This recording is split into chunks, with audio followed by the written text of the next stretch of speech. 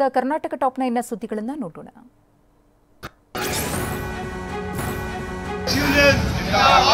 ಮೈಸೂರಿನ ಮಂಡಿ ಮೊಹಲ್ಲಾದಲ್ಲಿರುವ ಮಿಷನ್ ಆಸ್ಪತ್ರೆ ವಿರುದ್ಧ ಸಿಬ್ಬಂದಿ ಬೀದಿಗಿಳಿದಿದ್ದಾರೆ. 3 ತಿಂಗಳಿನಿಂದ ಸಂಬಳ ನೀಡಿಲ್ಲ ಅಂತ ಆಸ್ಪತ್ರೆ ಮುಂದೆ ಪ್ರತಿಭಟಿಸಿದ್ದಾರೆ. ಇಎಸ್ಐ ಪಿಎಫ್ ಹಣ ಪಾವತಿಸಿಲ್ಲ, ಸಿಬ್ಬಂದಿಗೆ ಆರೋಗ್ಯ ಸೌಲಭ್ಯವಿಲ್ಲ ಅಂತ ಆರೋಪಿಸಿ ಧರಣಿ ಮಾಡಿದ್ದಾರೆ.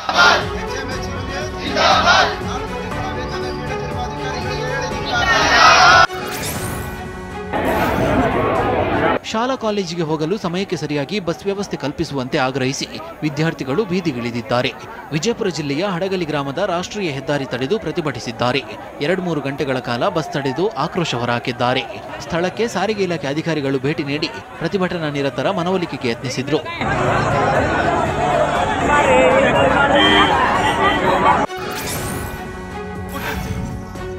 ಮನೆ ಮುಂದೆ ನಿಲ್ಲಿಸಿದ್ದ 2 ಆಟೋ, 1 ಗೂಡ್ಸ್ ವಾಹನಕ್ಕೆ ಕಿಡಿಗೇಡಿಗಳು ಬೆಂಕಿ ಹಚ್ಚಿದ್ದು ಸುಟ್ಟು ಕರಕಲಾಗಿವೆ. ಬೆಂಗಳೂರಿನ ಲಕ್ಷ್ಮೀದೇವಿ ನಗರದಲ್ಲಿ ತಡರಾತ್ರಿ ಘಟನೆ ನಡೆದಿದೆ. ಬೆಂಕಿ ಕಾಣಿಸಿಕೊಳ್ತಿದ್ದಂತೆ ಅಗ್ನಿಶಾಮಕ ದಳಕ್ಕೆ ಸ್ಥಳೀಯರು ಮಾಹಿತಿ ನೀಡಿದ್ದು ಅಗ್ನಿಶಾಮಕ ಸಿಬ್ಬಂದಿ ಸ್ಥಳಕ್ಕಾಗಮಿಸಿ ಬೆಂಕಿ ನಂದಿಸಿದ್ದಾರೆ. ಮೇಲ್ನೋಟಕ್ಕೆ ದಾರಿಯಲ್ಲಿ ಹೋಗ್ತಿದ್ದ ಪುಂಡರಿಂದ ಕೃತ್ಯ ನಡೆದಿರುವ ಶಂಕೆ ವ್ಯಕ್ತವಾಗಿದೆ.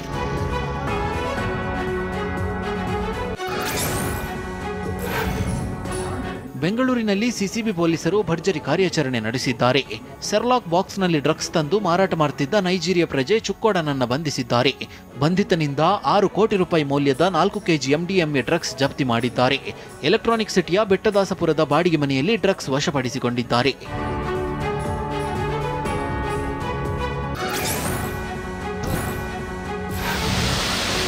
ಕೆಆರ್ಎಸ್ನಿಂದ ಕಾವೇರಿ ನದಿಗೆ ಅಪಾರ ಪ್ರಮಾಣದ ನೀರು ಬಿಟ್ಟಿದ್ದು ಪ್ರಸಿದ್ಧ ನಿಮಿಷಾಂಬ ದೇಗುಲದ ಸ್ನಾನಘಟ್ಟ ಸಂಪೂರ್ಣ ಮುಳುಗಡೆಯಾಗಿದೆ.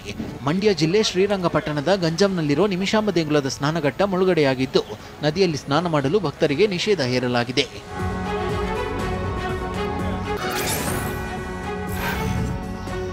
ಚಿಕ್ಕಮಗಳೂರು ಜಿಲ್ಲೆಯ ಎನ್ಆರ್ಪುರ ತಾಲೂಕಿನ ಹುಯಿಗೆರೆ ಗ್ರಾಮದಲ್ಲಿ ಪ್ರಾಣ ಒತ್ತಿಯಿಟ್ಟು ಮೆಸ್ಕಾಂ ಸಿಬ್ಬಂದಿ ವಿದ್ಯುತ್ ದುರಸ್ತಿ ಮಾಡಿದ್ದಾರೆ.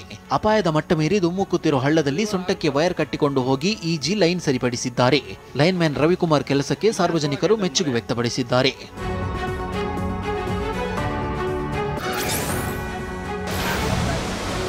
ಕಾವೇರಿ ನದಿ ಪಾತ್ರದಲ್ಲಿ ಮತ್ತೆ ಪ್ರವಾಹದ ಭೀತಿ ಎದುರಾಗಿದ್ದು ಮಂಡ್ಯ ಜಿಲ್ಲೆಯಲ್ಲಿರುವ ವಿಶ್ವಪ್ರಸಿದ್ಧ ರಂಗನತಿಟ್ಟು ಪಕ್ಷಿಧಾಮ ಪ್ರವೇಶಕ್ಕೆ ಪ್ರವಾಸಿಗರಿಗೆ ನಿರ್ಬಂಧ ಹೇರಲಾಗಿದೆ.